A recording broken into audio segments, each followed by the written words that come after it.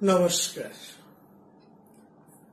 প্রাণারামের মাধ্যমে সম্প্রচারিত ভারত কথার গ্রন্থি মোচনের 127তম পর্বে আপনাদের সবাইকে জানাই সাদর সম্ভাষণ। মহামতি অনন্তলালের পরম আশীর্বাদে আমরা প্রতিদিন শুনে চলেছি ভারত কথা। ভারত কথায় আমরা শুনছি জরাসন্ধ বধের কথা। মহারাজ জরাসন্ধ নিহত হয়েছেন, মুক্ত হয়েছেন বন্দী রাজারা। শ্রীকৃষ্ণের অনুরোধে তারা সবাই সানন্দে রাজি হয়েছেন মহারাজ যুধিষ্ঠিরের রাজসূয় যজ্ঞে উপস্থিত হতে। মহারাজ যুধিষ্ঠিরকে সম্রাট হতে সাহায্য করার জন্য। মগধ হতে আসার আগে শ্রীকৃষ্ণ জরাসন্ধের জন্য বা জরাসন্ধের শূন্য সিংহাসনে, মগধ হতে আসার আগে, রওনা হবার আগে শ্রীকৃষ্ণ জরাসন্ধের শূন্য সিংহাসনে তার উত্তরসূরি নির্বাচন কর্মটি সম্পন্ন করলেন। লক্ষ্য করবেন, শ্রীকৃষ্ণ তার বিরুদ্ধপক্ষীয় রাজাদের সুকৌশলে হত্যা করে সেই রাজ্যটি কিন্তু নিজের রাজ্যের সাথে, অর্থাৎ দ্বারকার সাথে বা মথুরার সাথে যুক্ত করেননি। নিজের কোনো জ্ঞাতি গোষ্ঠী বন্ধুকেও সেই সিংহাসনে প্রতিষ্ঠা দেননি। যথানিয়মে সেই রাজার পরম্পরাক্রমে অধস্তনকেই সিংহাসনে অভিষিক্ত করে এসেছে।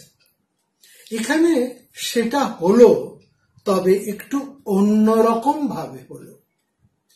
মহাভারত হতে আমরা জানতে পারি মহারাজ জরাসন্ধের 3 সন্তান।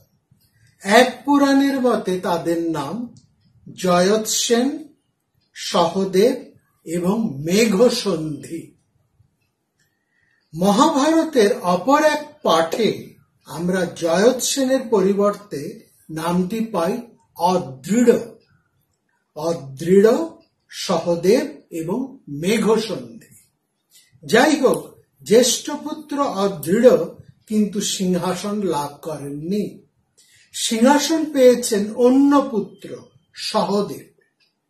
আমরা মহাভারত ছাড়াও হরিবংশ এবং ভাগবতে দেখছি, যে মাত্র জরাসন্ধ নিহত হলেন, বন্দী রাজারা মুক্ত হলেন, সেই সময় জরাসন্ধ পুত্র সহদেব প্রচুর ধন রত্ন নিয়ে কৃষ্ণকে প্রভূত সম্মান জ্ঞাপন করছে। এখানে কৃষ্ণের সাথে সহদেবের সন্ধিক্রিয়া, মিত্রক্রিয়া দেখতে পাচ্ছি। অন্য 2 পুত্র কিন্তু কৃষ্ণের কাছে আসেননি। ফলত কৃষ্ণের অনুগ্রহে সহদেব জরাসন্ধের উত্তরাধিকারী হিসেবে মগধ সিংহাসন লাভ করলেন। এর ফল হলো কিন্তু মারাত্মক। অদৃঢ় সিংহাসন না পেয়ে চিরকালই কৃষ্ণ তথা পাণ্ডবদের শত্রু হয়েই রইলেন। জ্যেষ্ঠ পুত্র হওয়া সত্ত্বেও সিংহাসনের অধিকার না পাওয়ায় অদৃঢ় এবং অপর ভাই সহদেবের বিপক্ষে চলে যান। ভারত যুদ্ধে এদেরকে কৌরব শিবিরে যোগ দিতে দেখা যাচ্ছে। এ প্রসঙ্গে যথাযোগ্যভাবে কথা আসছে হিরণ্যধনুর। আসছে কারণেই যে তিনি ছিলেন মহারাজ জরাসন্ধের অন্যতম সেনাপতি। তার উল্লেখ এতটুকুই, তার গুরুত্বও মহাভারতে এতটুকুই। তিনি জরাসন্ধের সেনাপতি। কিন্তু গুরুত্ব এতটুকু হলে কি হবে, তার প্রভাব কিন্তু অনেক দীর্ঘ। সেটাই আমরা আজকে আলোচনা করব। হিরণ্যধনুর পুত্র একলব্য যিনি আঙ্গুল থাকা অবস্থায়, যখন তার সবকটা আঙ্গুল ছিল, তখন তিনি সেই অবস্থায় দেবতা, মানব, দানব সবার অপরাজয়। একলব্যং হি সাঙ্গুষ্টম অশক্তা দেব দানবা। তিনি যে ভবিষ্যতে অর্জুনের সবচেয়ে বড় প্রতিযোগী হয়ে উঠবেন, সেটা সবার আগে অর্জুনই ভালো বুঝতে পেরেছিলেন। আর দেখুন, একলব্যের বাবা হিরণ্যধনু জরাসন্ধের পক্ষভুক্ত, তিনি জরাসন্ধের সেনাপতি। সেদিক দিয়ে বিচার করলে একলব্য কখনোই পিতৃবিদ্বেষী অর্থাৎ কৃষ্ণ পাণ্ডবদের দলে ভিড়তেন না। এমনকি দ্রোণাচার্যের কাছে শিক্ষা লাভ করলেও তার যদি আঙুল কাটা না যেত, দ্রোণাচার্য যদি তাকে শিষ্যত্বে গ্রহণ করতেন, তাহলেও তিনি কিন্তু কৃষ্ণ বিদ্বেষী, পাণ্ডব বিদ্বেষী হয়েই থাকতেন। এমনকি দ্রোণাচার্যের কাছে যদি তিনি শিক্ষা লাভ করতেন, সেক্ষেত্রে বরং ফল হতো আরো মারাত্মক। একলব্য একেবারেই অজেয় হয়ে উঠতেন। তিনি তখনও কৌরব বাহিনীতেই যোগ দিতেন। যারা দ্রোণাচার্যের ভূমিকায় একলব্যের সাথে যে ব্যবহার তিনি করেছেন, এই প্রসঙ্গেই বলছি যে যারা এই দ্রোণাচার্যের ভূমিকায় অসন্তুষ্ট হয়েছিলেন, তাদের বলি, দ্রোণাচার্যের কি বা করার ছিল? আপনাদের মনে আছে সেই ঘটনাটি, যেখানে দ্রোণাচার্য স্নান করতে গিয়ে নেবেছেন জলে গঙ্গায়, আর ঠিক সেই সময় কুমিরে পা কামড়ে ধরেছে। কুমিরের থেকে একটি ছোট যে জাতীয় প্রাণী দ্রোণাচার্যের পা কামড়ে ধরেছে। সেই সময় অর্জুন, একমাত্র অর্জুন তাকে রক্ষা করেছিলেন, আর বাকিরা কেউ কিচ্ছু করতে পারেনি। তারা হাঁ করে দাঁড়িয়ে দেখছিলেন, কেউ তো ভয়েই পালিয়ে গেছে। পরম সন্তুষ্ট আচার্য সেদিন অর্জুনকে কথা দিয়েছিলেন, তার মতো অস্ত্রবীর ভবিষ্যতে আর কেউ হবে না। সেই অর্জুন যখন একলব্যের পরিচয় পেলেন, তখন তিনি অভিমানবশত গুরুকে তার প্রতিশ্রুতির কথা স্মরণ করিয়ে দেন। সেখানে দ্রোণাচার্যের কি করার থাকতে পারে? দ্বিতীয়ত, দ্রোণাচার্য সে সময় কুরুকুলের, মনে রাখবেন, সেই সময় দ্রোণাচার্য কুরুকুলের একজন বেতনভোগী কর্মচারী মাত্র, গৃহ শিক্ষক। তিনি তখনও রাজসভার মন্ত্রিত্ব লাভ করেননি, এটা মনে রাখতে হবে। যখন একলব্য তার কাছে শিক্ষা লাভের জন্য এসেছিলেন, দ্রোণ তাকে বলেছিলেন, আমি রাজার ছেলে ছাড়া রাজপুত্র ভিন্ন কাউকে শিক্ষা দিই না, এটা আমার ধর্ম।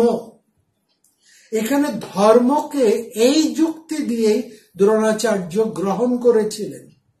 তার ফলও তিনি অনুরূপ পেয়েছেন। যে ধর্মকে যেভাবে ব্যাখ্যা করে তার জীবনে গ্রহণ করবেন, সে সেরকমই কনসিকুয়েন্স, সেরকমই ফল লাভ করবেন।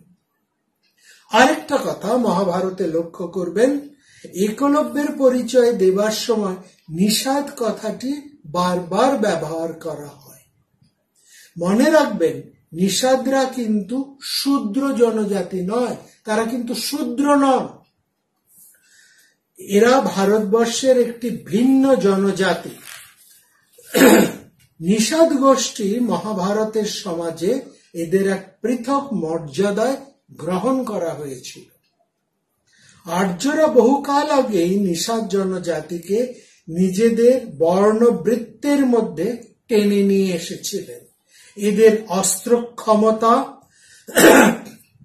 শারীরিক পটুতা এবং জনসংখ্যার নিরিখে এই মান্যতা তাদের প্রাপ্যই ছিল।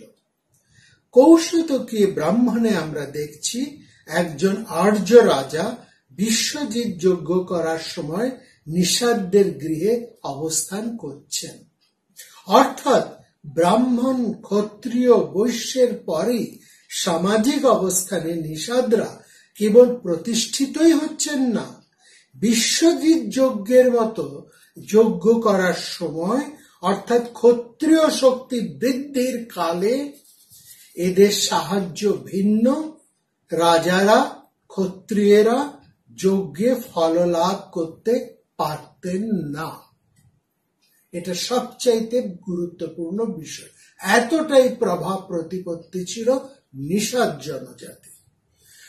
আরেকটা কথা মনে রাখবেন, রামায়ণে গুহক রাজা, যিনি শ্রীরামকে বনবাস যাত্রায় নদীপাতে নৌকা পারাপার করে ছেড়ে দিয়েছিলেন, তিনি শ্রীরামের পরম মিত্র ছিলেন।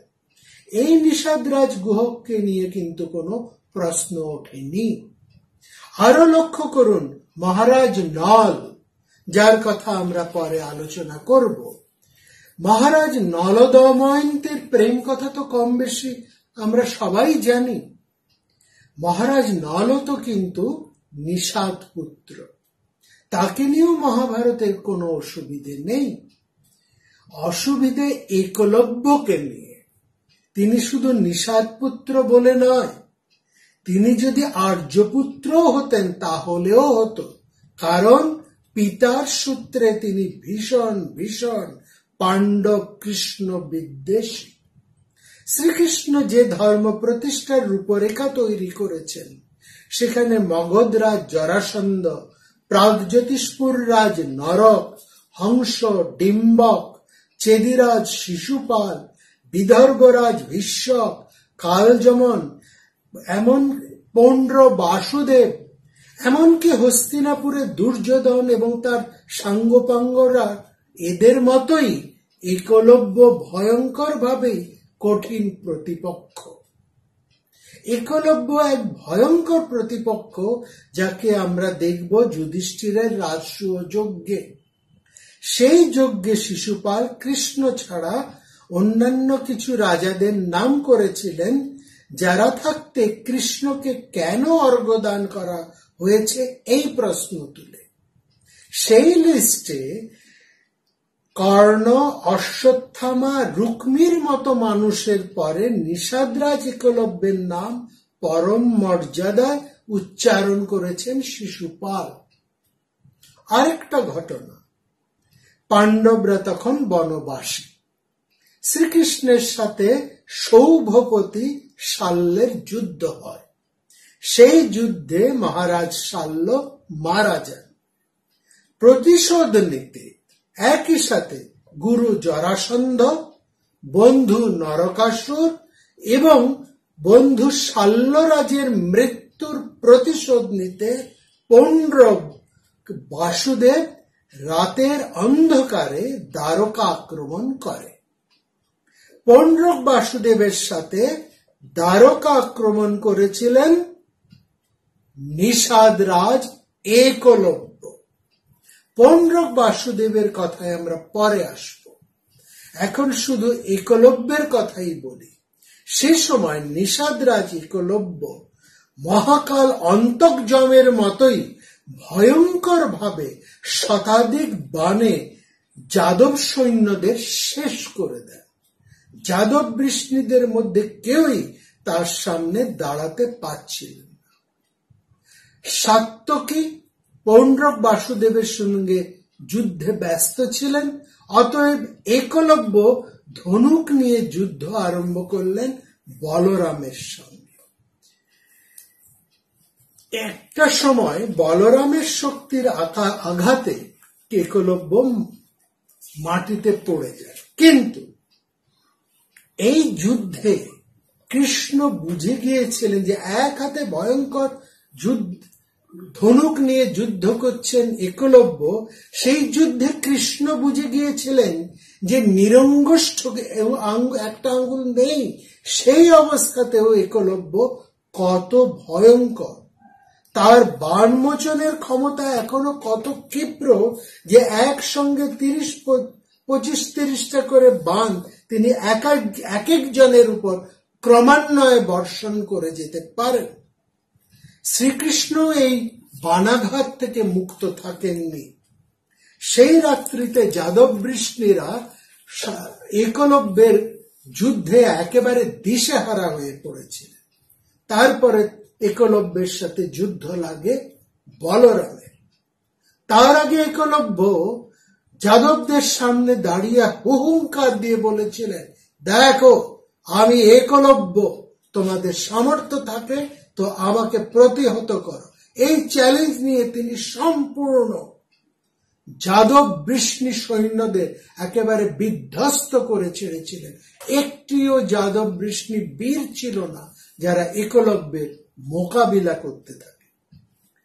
বলরামের সাথে যুদ্ধ আরম্ভ হলো একলব্যের। এক সময় বলরামের শক্তির আঘাতে একলব্য মাটিতে বসে পড়লেন। এই মুহূর্তে তাকে মেরে ফেলা যেত, কিন্তু সেটা সমরনীতির কোন নৈতিকতার অনুমোদিত হয় না বলে একলব্য প্রাণে বেঁচে যান। তারপরে তিনি আবার যুদ্ধ আরম্ভ করেন বলরামের সঙ্গে।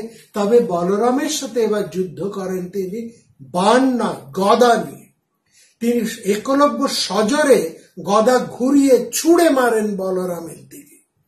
সেই গদা গিয়ে বলরামকে আঘাত করে, কিন্তু বলরাম গদা কুশলী ছিলেন বলে সেই আঘাত কোন ক্রমে সামলে নিয়ে তিনি আবার ঘুরিয়ে তার গদা ছুঁড়ে মারেন একলব্যের দিকে। এই ভীষণ যুদ্ধের বর্ণনা হরিবংশে আছে।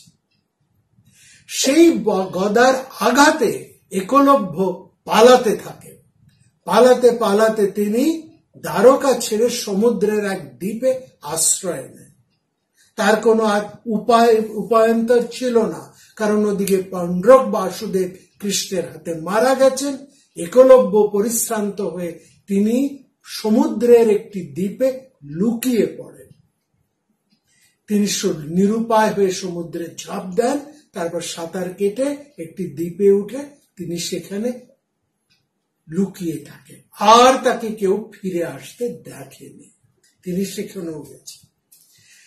এই কথাটাকে উল্লেখ করে শ্রীকৃষ্ণ বলেছেন যে অর্জুনকে বলছেন, দেখো তোমার জন্য আমি একে একে কালযবনকে মেরেছি, হংস ডিম্বককে মেরেছি।